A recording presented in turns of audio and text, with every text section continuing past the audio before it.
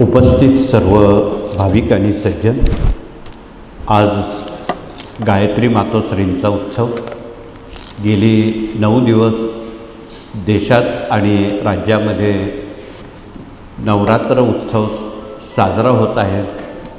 त्यापैकी आज गायत्री मातोश्रींचा उत्सव आणि खंडेनवमी आहे, उद्या विजयादशमी आहे आणि कोजागिरीपर्यंत हे नवरात्र भगवतीचं असंच सप्तशती वाचनाचं चालू राहण्याचं कारण देशासह राज्यात विविध ठिकाणी विशेषतः मराठवाड्याच्या विभागामध्ये मोठ्या प्रमाणात नैसर्गिक आपत्ती होऊन शेतीचं, पशुधनाचं आणि दैनंदिन जीवनमानाचं खूप मोठं नुकसान आणि जीवन विस्कळीत झालेलं आहे। नैसर्गिक संकटामुळे निर्माण झालेली हानी भरून येण्यास वेळ लागणार आहे, तरी आपण खचून न जाता, निराश न होता आलेल्या आसमानी संकटाला अत्यंत संयमानं आपण सामोरं जाणं गरजेचं आहे। प्रत्येक राज्यात जी सेवा केंद्र आहेत त्यात वेदविज्ञान विभागातील प्रतिनिधी संकट निवारण्यासाठी आध्यात्मिक उपासना सेवा आयोजित करून संकट निवारण्याची स्वामींना, भारत मातेला सातत्यानं प्रार्थना करत आहे। ज्यांना प्रत्यक्ष मदत कार्य सहभागी होता येत नाही अशा आध्यात्मिक उपासना आपण कृपया सेवा रुजू कराव्यात। या काळात गरजूंना ताजे अन्न पाणी पुरवठा करण्याची जिम्मेदारी घ्यावी। जीवन आवश्यक वस्तू किट संकलन पुरवठ्याची जबाबदारी घ्यावी। वस्त्र साहित्य संकलन वाटप, त्यात कपडे, साडी, टावेल यासारखी मदत आपण यातून देणार आहोत। तसेच वैद्यकीय सेवा या कार्यातील सर्व डॉक्टर लोक एकत्र येऊन त्यात आरोग्य तपासणी यात मोफत आणि विनामूल्य सेवा देणार आहेत।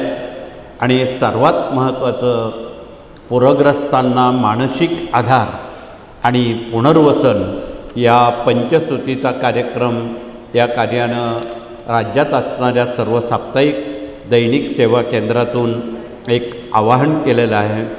प्रत्येक केंद्रातून जीवन आवश्यक वस्तूंचं संकलन पीडितांपर्यंत आपणाला पोचवण्याची बांधिलकी जपायची आहे।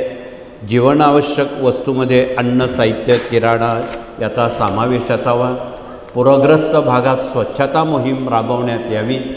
रोगराई पसरणार नाही याची आपण सर्वजण काळजी घेऊ। सेवेकऱ्यांच्या परिवारानं स्थानिक प्रशासनाशी संपर्क करून आवश्यक ती मदत करण्यास सदैव तत्पर असावं।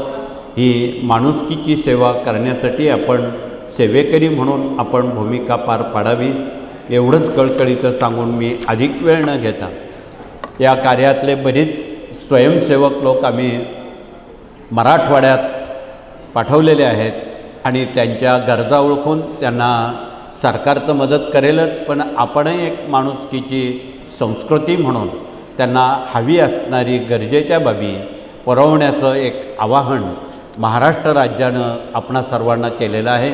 त्यात आपला कृपया खारीचा वाटा असावा, एवढंच कळकळीचं सांगून पुन्हा एकदा या नवरात्राच्या आपणा सर्वांना मनापासून शुभेच्छा देऊन आणि धन्यवाद देऊन हात जोडून आपण सामुदायिक प्रार्थना करू।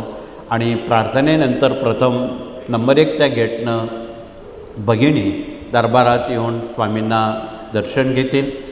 जागेवर आपणाला प्रसाद मिळणार आहेत। तदनंतर पुरुष वर्ग नंबर 2च्या गेटनं प्रसाद घेण्यासाठी, दर्शन घेण्यासाठी दरबारात येतील आणि जागेवर आपणाला महाप्रसाद मिळणार आहे, त्याचा कृपया आपण लाभ घ्यावा।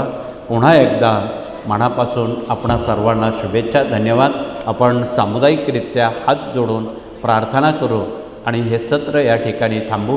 श्री स्वामी समर्थ।